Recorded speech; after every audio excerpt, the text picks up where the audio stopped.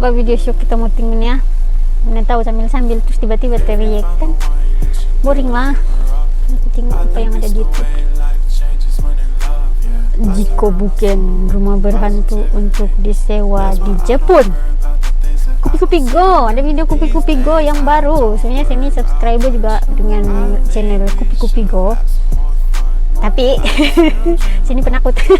Saya suka dengar dia bercerita yang pasal yang seram-seram, Kupi Go seram itu kan. Saya suka dengar, tapi kalau pakai itu headphone lagi dengar, lepas itu satu orang di rumah walaupun siang-siang. Kadang-kadang saya terbayang ada tarik kaki saya di katil.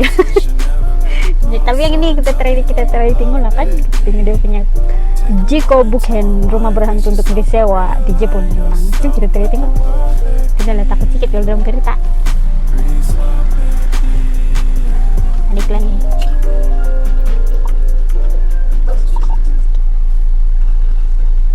Bandar Tokyo, kos sara hidup untuk tinggal di Bandar Tokyo sangat-sangat tinggi. Malah Bandar Tokyo antara salah satu bandar dari 10 bandar dengan kos sara hidup paling tinggi di dunia. Tapi antara yang menyumbang kepada faktor ini ialah rumah sewa di sekitar Tokyo yang sangat-sangat mahal. Kebiasaannya, kadar sewa rumah bersaiz kecil dan sempit di Jepun ialah sekitar 35K sehingga 50K yen ataupun 1.500 hingga 2.000 ringgit. Kalau kita di Malaysia, itu adalah kadar sewa sebuah rumah yang luas dan selesa. Tapi bukan semua orang mampu untuk menyewa rumah yang mahal di Tokyo. Golongan-golongan ini ada pilihan untuk mendapatkan rumah sewa yang lebih murah, tapi ada syaratnya. Syaratnya, diorang kena cari rumah yang berhantu. Apakah? Kalau sanggup? Yes. Rumah yang dikenali sebagai stigmatized property diterjemahkan menjadi rumah sial, ataupun kita gunakan bahasa lembut iaitu rumah berhantu. Sebelum kita tengok secara terperinci rumah berhantu Jepun ini, pertama sekali kita tengok dulu kepercayaan masyarakat Jepun terhadap hantu. Kita boleh faham logik mereka di sebalik rumah sewa berhantu Jepun ini. Kepercayaan penduduk Jepun kepada hantu. Mengikut kepercayaan mitos penduduk Jepun, mereka percaya sesiapa yang meninggal, roh itu sama ada akan mendampingi mereka ataupun menghantui mereka yang masih hidup. Ada dua jenis roh di dalam kepercayaan masyarakat Jepun. Satu dikenali sebagai rekon.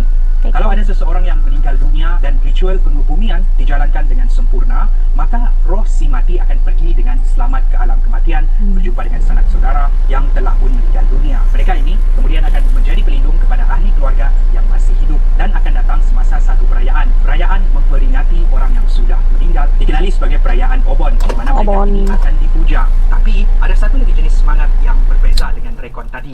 Mereka ini selalunya roh dari mereka yang meninggal berseorangan ataupun akibat dibunuh, dianiaya, mereka yang membunuh diri dan berbagai lagi cara meninggal yang tragis dan sadis. Dengan itu, mayat mereka tidak dikebumikan dengan betul.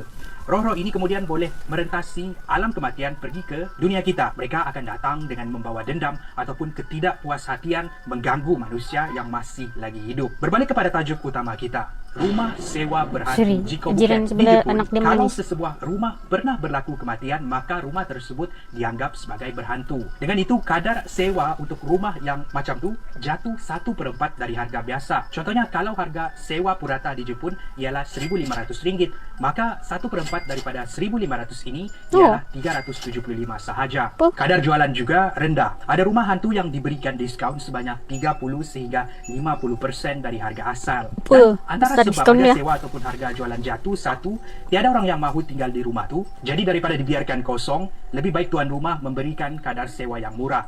Ini akan menarik perhatian mereka yang terdesak untuk mencari rumah, dan diorang akan pasrahkan diri untuk menyewa di sana. Sebab kedua, mereka percaya sesiapa yang tinggal di rumah tu akan ditimpa nasib malang. Belum cerita lagi pasal kena ganggu roh jahat di sana. Selalunya yang berani mengambil risiko macam ni ialah golongan bujang. Mereka yang berkeluarga akan selalu mengelak dari menyewa di rumah macam ni, terutamanya yang ada anak kecil. Jika bukan, budaya percaya kepada rumah berhantu ni dikenali sebagai jiko buken. Kepercayaan ini diiktiraf oleh Undang-Undang Perumahan di Jepun, di mana pemilik rumah hantu ini perlu memberikan maklumat terperinci tentang rumah tersebut kepada pembeli. Macam mana penyewa yang lalu meninggal, apa sebabnya, bila, tarikh dan sebagainya. Ini semua mesti dinyatakan dengan terperinci di dalam kontrak di antara tuan rumah dan penyewa. Semasa menandatangani kontrak ini, penyewa perlu faham dan terima sejarah rumah tu sebelum menandatangani kontrak. Kalau syarat ini tidak dipatuhi oleh tuan rumah, maka kontrak di antara mereka boleh terbatal dan tuan rumah boleh dikenakan tindakan undang-undang. Namun begitu, penyewa pertama sahaja selepas insiden kematian perlu dimaklumkan. Penyewa selepas itu tidak lagi perlu dimaklumkan. Selepas penyewa pertama keluar, maka rumah tersebut tidak lagi dianggap sebagai rumah jika bukan dan kadar sewa akan naik semula seperti harga rumah yang lain. Bayangkan terlalu banyak rumah jika bukan ini sehinggakan ia menjadi satu pasaran. Pasaran untuk rumah jika bukan ataupun pasaran rumah berhantu. Kenapa? Disebabkan harga sewa yang murah, permintaan untuk rumah sewa berhantu ini pun meningkat. Untuk mereka yang mahu menyewa di sini, ada ejen yang khusus untuk menyewakan rumah ini. Banyak yang saya tengok di internet dan kebanyakannya pelancong yang datang ke Tokyo senaja pula mahu tinggal di Jikobuken. Bila mana penduduk Tokyo mahu mengelak dari tinggal di sana, mereka pula berpusu-pusu mahu tinggal di sana. Dan di antara banyak-banyak jenis kematian, yang orang paling takut ialah tinggal di rumah berhantu di mana pernah berlaku kes pembunuhan. Mereka percaya roh-roh yang dibunuh ialah roh Yurei ataupun roh jahat yang paling ganas sekali. Apa tidaknya mereka mati menyimpan dendam. Dengan itu mereka akan muncul semula dengan membawa dendam yang membara. Melawat Jikobuken. Sekarang kita akan melihat antara contoh rumah Jikobuken yang ada di luar sana. Rumah pertama ialah dari YouTube channel Asian Boss. Mereka meminta seorang ejen rumah untuk melawat rumah Jikobuken. Walaupun telah dibersihkan, rumah yang mereka lawat ini masih mempunyai bau busuk di sekeliling.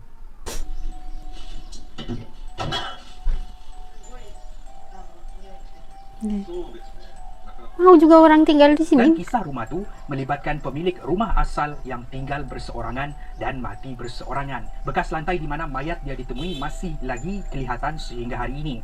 Macam mana dia boleh meninggal? Anda boleh tengok episod di channel YouTube Asian Boss. Kamu check it out, temu bual diorang memang sangat-sangat menarik. Seterusnya kita akan melihat rumah Jikobuken yang dimuat naik di YouTube channel Guardian Culture. Tentang seorang pelawak yang di dalam misi mencari rumah hantu untuk disewa di sekitar Jepun. Sama juga dengan video Asian Boss tadi, mereka meminta ejen untuk membawa ke rumah Jikobuken. Apa yang pelik, tujuan utama pelawak ni tinggal di sana sebab dia mahu mencari bahan untuk membuat lawak. Rumah yang anda lihat ini telah ditinggalkan selama 5 tahun tidak berpenghuni.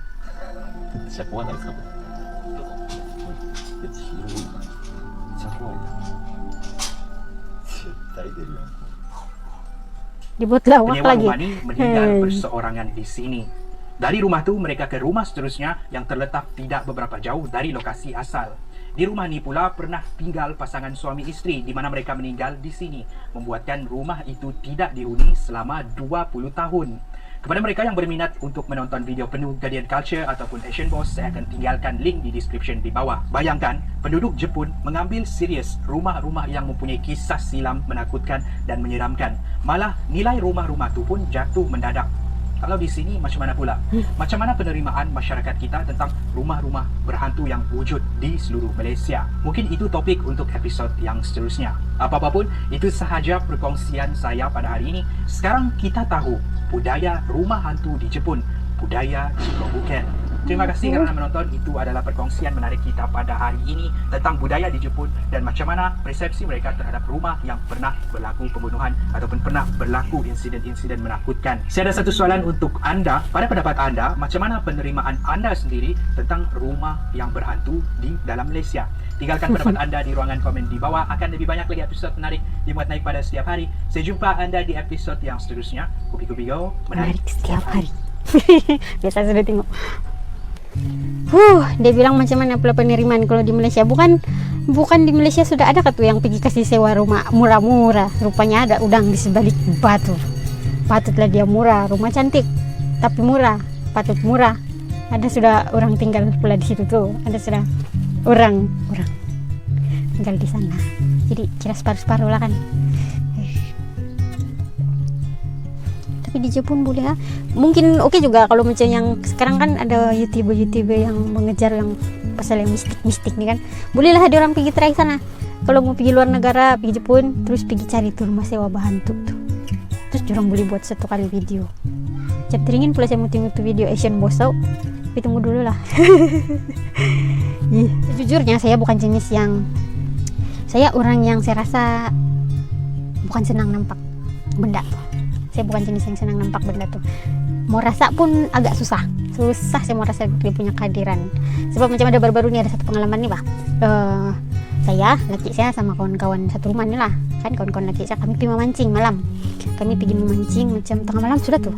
Jam 9 kami jalan kah? Sampai sana macam jam 10 sudah, 10 lebih. Kami limpas di belakang sini ada ladang sawit kan. Jadi kami limpas sana, terus saya sama laki saya naik motor bawa pancing. Ada kawan dia bawa kereta dia di sana, sama ada lagi satu kawan naik motor juga. Jadi kami bawa lah camping konon, ingatkan mau mancing sampai besok pagi, mau bermalam stay satu kali full itu. Jadi sini steady saja. Jadi saya boring kan tengok orang memancing. Terus saya pasang lah kemah di satu tempat, ada kawasan luas kan, di bawah pokok besar gelap, yang pakai itu lampu yang charging saja tuh, lampu macam bulat tuh, lampu kemah. Saya pasang lah kemah, pasang siap saya di situ. Saya pasang, saya baring-baring sama telepon, dengar lagu. Laki yang saya heran tuh laki saya balik-balik pergi sulu. Torchlight dia pergi di arah saya, dia sulu di atas kemah saya, di atas pokok tuh dia sulu. Nah, dia sulu situ belakang sini belakang. Saya macam yang pas tuh dia sulu saya dalam kemah. Saya bilang, "Is, kenapa abad ini?" Saya bilang, "Kenapa sulu-sulu silau?" Saya bilang kan, "Saya kasih biar." Nah, saya boring di kemah kan, lama menunggu. Basah-basah lagi, habis baru lepas hujan, bah. Itu lantai basah, termasuk pula dalam itu kemah, jadi basah di seluar saya basah nih seluar saya kan, sebab saya duduk sana lah, ice cream sorry, macam-macam bunyi limpas. Beginilah keadaan rumah di sini. Jadi sudah begitu kan, udah lama lepas tuh saya pergi lah tempat laki saya, tempat orang semua duduk-duduk tunggu pancing kan, saya tunggu. Terus dia bilang laki saya sakit perut tuh, dia bilang laki saya, "Mari baliklah," dia bilang, "kasih kemas tuh kemah." Dia bilang laki saya, "Pas ya, oke, menurut perintah saya kemas lah itu kemah." Saya kemas, saya lipat-lipat. Saya tidak rasa apa-apa tuh time itu, macam biasa, macam yang syoknya ini bercamping malam-malam, tidak apa sih rasa. Terus sudah kemas tuh kan, saya ingat memang laki saya mau betul-betul datang, sudah mau jadi mau balik cepat-cepat pergi rumah. Terus dia bawa motor kan, yang pelik baik, dia bawa motor kan, dia tengok siring-siring, pas macam laju lagi dia bawa nih yang tidak macam biasa, bayang saya, kenapa dia ini, sudahlah segala bonggol semua dia langgar kan, jalan gravel limpas di ladang sawit orang. Sambil jalan itu kan, sambil dia selu siring-siring itu yang pokok-pokok gata, pokok-pokok kelapa sawit itu dia selu di atas peranting. Saya pun yang kayak, kenapa dia nih, saya bilang, saya heran, saya bukan jenis yang senang rasa, saya tidak tahu itu benda. Terus saya terpikir, habis laki saya jenis yang dia bukan juga nampak jelas begitu, tapi dia boleh rasa itu benda ada, dia boleh nampak yang mungkin tidak terlalu jelas lah, tapi dia boleh nampak begitu, dia senang nampak benda-benda begitu. Jadi dia laju kan, sampai hati saya mungkin adalah nih something dia rasanya, mungkin adalah something dia nampak. Saya bilang, saya diam-diam, saya pegang dia punya bahu, saya tepuk belakang dia, saya takut semangat dia hilang. Sudah kami naik motor itu, kalau kami tergulik salah macam mana. Terus sampai di rumah kan saya tidak tanya apa-apa, saya kasih biar saja. Terus besok dia kan bercerita lah dia sama kawan-kawan dia, "Aku nampak tuh semalam begini dia cerita." Terus saya heran, apa yang dong cerita nih. Terus tanya lagi dia, "Kenapa, ada kah something semalam?" Saya tanya orang. Iya, dia bilang lagi sih, apa yang aku nampak. Saya bilang kan, dia bilang time sampai lagi tuh dia nampak sudah, dia bilang time kami sampai sana kawasan tuh kan yang mau parking kereta tuh, dia ada pokok besar tinggi, dia nampak di atas tuh pokok kan ada bunga cantik, dia bilang bunga warna apa, dia bilang tuh saya lupa sudah. Dia bilang ada banyak bunga di atas, dia bilang pas tuh bau dia wangi, dia bilang. Saya langsung tidak rasa apa. Kami sampai saya langsung tidak rasa apa. Astaga, saya bilang, dia bilang iya, dia bilang di atas, betul-betul di atas pokok dahan, di atas tempat yang kau punya kemah, dia bilang itu barang. Lepas itu nampaklah dia di sana duduk, dia bilang, "Apa yang kalian nampak?" Dia nampak baju putih, rambut panjang. Memang Pontianak lah saya rasa tuh kalau begitu kan, itu punti dia bilang. Sana dia di atas, ting-ting, dia bilang. Saya bilang, ya. Itu yang macam saya tidak senang hati sudah tuh, saya bawa balik, dia bilang, saya tidak tahan sudah. Dia bilang lagi, patutlah, saya bilang kita naik motor sekejap tengok sini sana siring, tengok kiri kanan lagi, saya bilang pas tulah macam laju semacam, saya bawa motor semalam, saya bilang. Tapi betul saya langsung tidak rasa apa-apa. Tapi laki saya, kawan-kawan dia semua nampak, semua rasa. Mungkin yang nampak laki saya lah, tapi yang merasa itu mungkin ada kawan-kawan dia yang rasa begitu. Tapi saya betul 100% saya tidak rasa apa. Itu saya bilang saya susah mau nampak nih barang begini. Saya susah menampak, tapi saya penakut juga. Saya penakut tapi saya susah menampak. Mungkin yang kadang-kadang saya terasa ada something itu mungkin sebab saya terlalu takut kali kan, terus terbayang yang bukan-bukan. Itu adalah pengalaman dia. Kalau macam kamu enggak tahu apa pengalaman kamu yang seram. Baik, saya lepas saya merepek nih. Oke lah. Bye bye. Assalamualaikum.